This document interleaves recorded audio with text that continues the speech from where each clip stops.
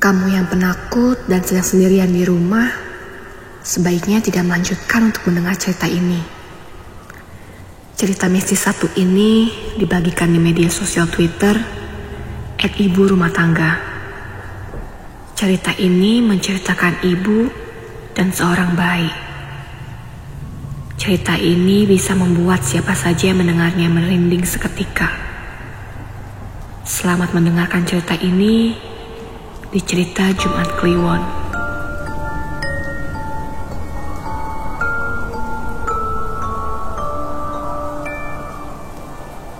Jangan nonton video ini sendirian.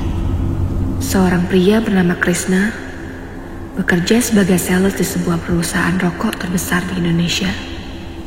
Ia baru saja mendapatkan bonus dari kantornya.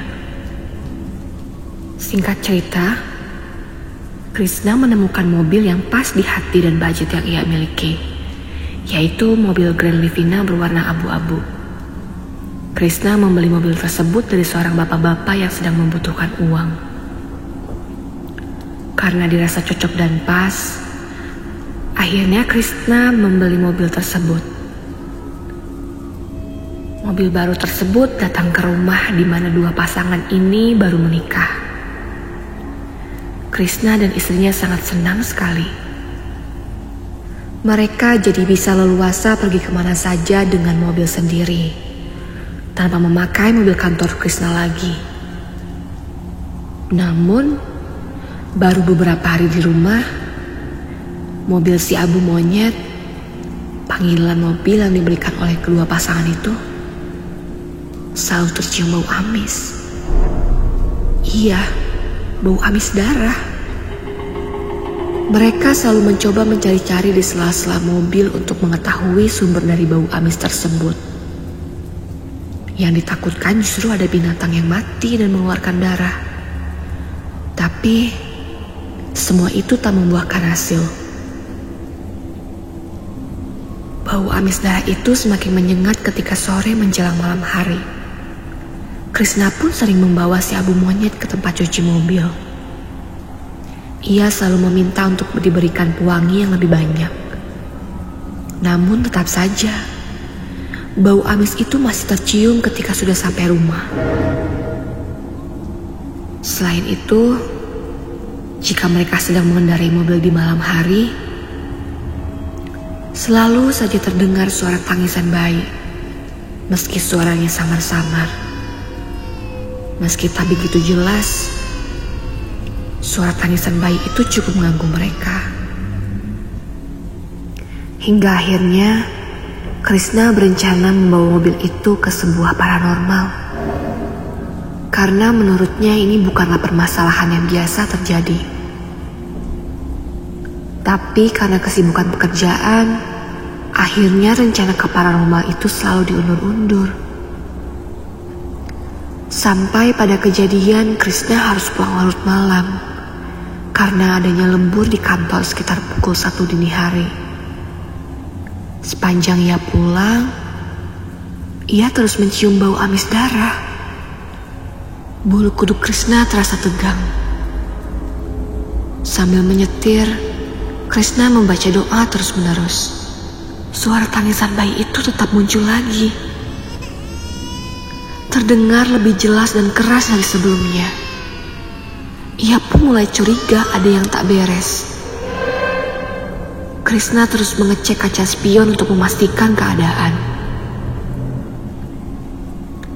Di saat ketiga kalinya Krishna melihat kaca spion,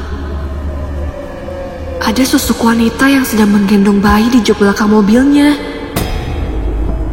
Ia sempat bertatap-tatapan sesaat. Hingga akhirnya Krishna harus menginjak rem mobilnya dengan mendadak. Sontak, Krishna langsung keluar dari dalam mobil. Karena waktu masih tengah malam, di luar pun sangat sepi sekali, hampir tidak ada orang. Berkali-kali Krishna membaca doa dengan apa yang ia lihat.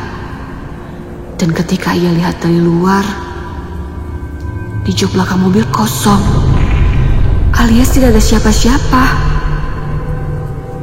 Krishna langsung memasuki mobil untuk pulang. Ia melirik sekitar dalam mobil untuk memastikan tidak ada siapa-siapa di belakang jok mobil. Dan memang kosong. Beberapa waktu kemudian, sosok perempuan pucat yang menggendong bayi itu muncul lagi di belakang Krishna. Bau amis bahkan semakin menyengat dari yang biasanya. Sontak, ia langsung berteriak. "Hah? Astagfirullah!"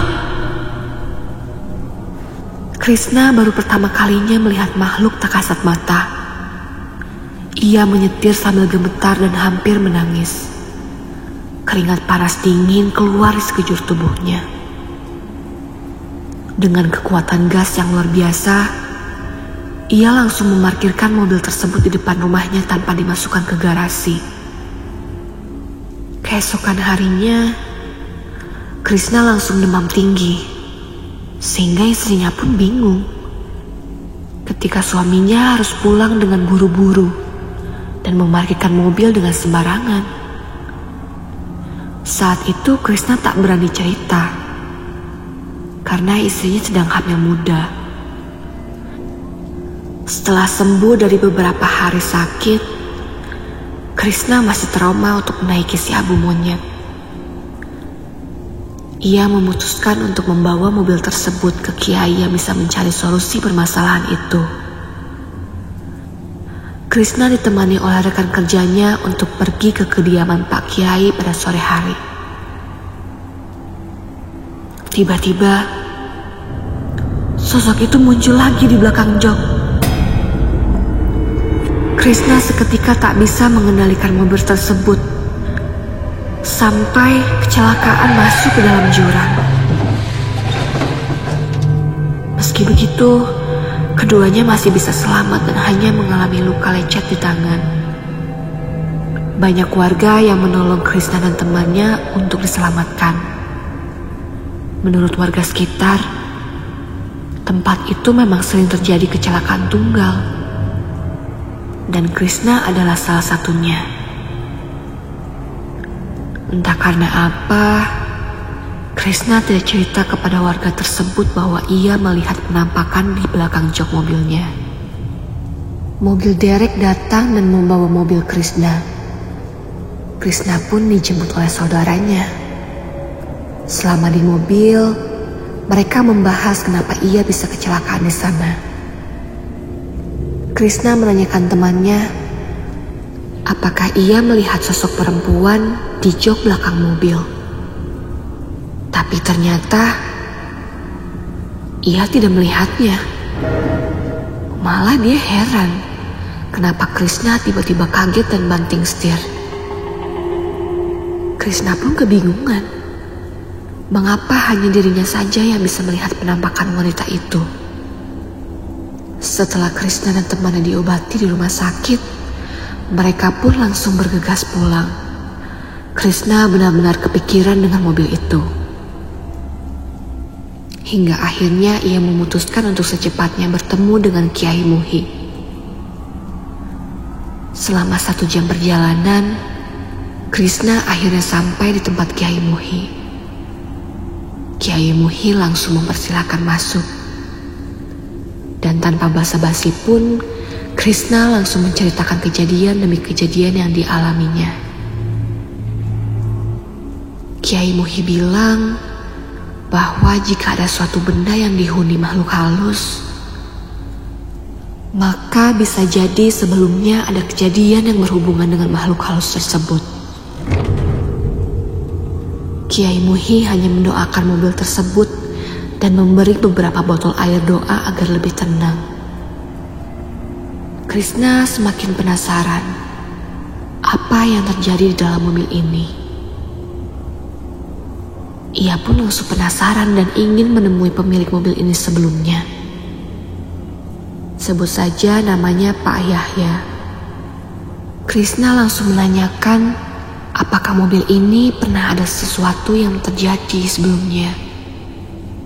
Tetapi Pak Yahya bilang selama ia memakai mobil itu, ia tidak pernah merasakan atau menemui keanehan, apalagi sampai melihat penampakan. Seminggu setelah pertemuannya dengan Pak Yaya, Krishna mendapat telepon dari orang bengkel. Katanya, karyawan bengkel di sana sering mendapati seorang wanita sedang duduk menggendong bayinya di jok belakang. Mereka pada ketakutan dan baru sekarang ini mengalami kejadian seperti ini. Krishna pun ingat bahwa Pak Yahya sempat menyuruh Krishna untuk melakukan proses ruat. Krishna pun langsung berkoordinasi dengan Pak Yahya. Pak Yahya pun datang bersama seorang pria setengah baya memakai baju koko. Beliau mengenalkan diri sebagai Pak Hadi yang akan melakukan ruatan itu. Mobil ini dimandikan dengan air yang katanya sudah didoakan. Pak Hadi mempercikan air ke semua bagian mobil, baik dalam dan luarnya. Ketika Pak Hadi sedang berdoa di dalam mobil, ada salah satu karyawan bengkel yang kesurupan. Dia langsung terjatuh begitu saja dan tiba-tiba berteriak, "Jangan usir kami! Jangan usir kami!" Sontak, orang-orang yang ada di sana semuanya kaget dan takut. Pak Hadi langsung bergegas keluar dari mobil dan memegang ubun-ubun orang yang kesurupan tadi. "Ini siapa?" "Saya Reni." "Kamu yang ada di dalam mobil ini?" "Iya." "Kenapa kamu sering menampakkan dirimu ke orang-orang?" "Karena saya meninggal di sini bersama bayi saya," jawabnya. "Kamu meninggal kenapa?" Doni.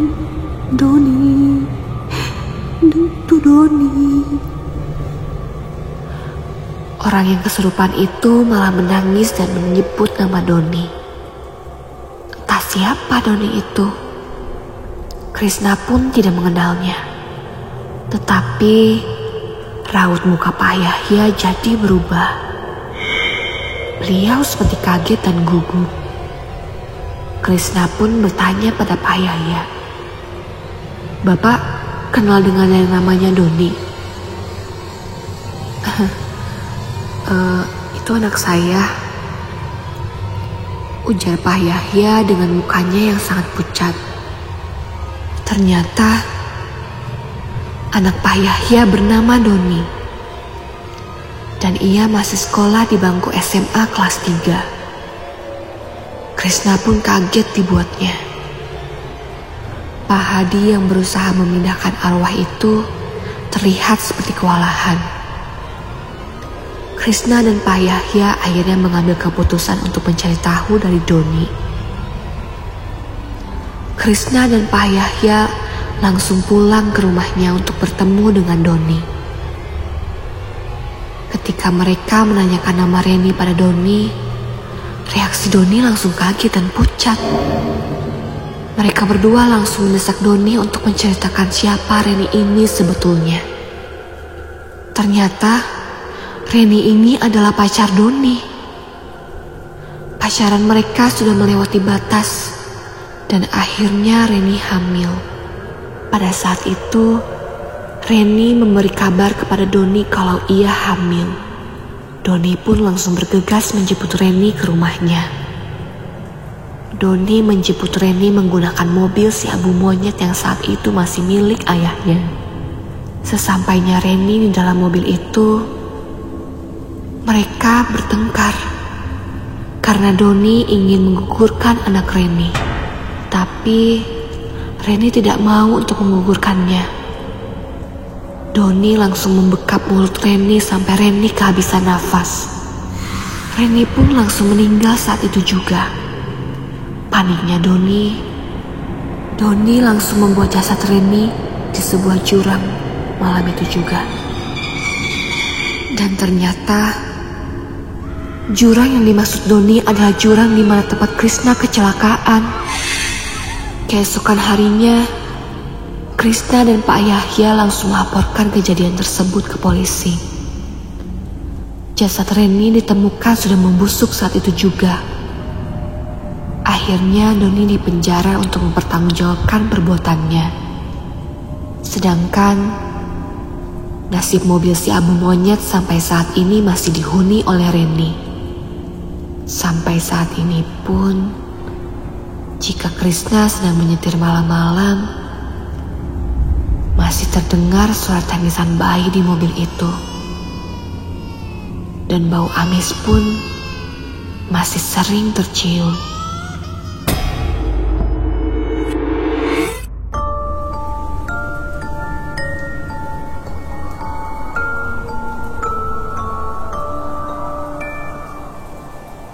Jangan nonton video ini sendirian.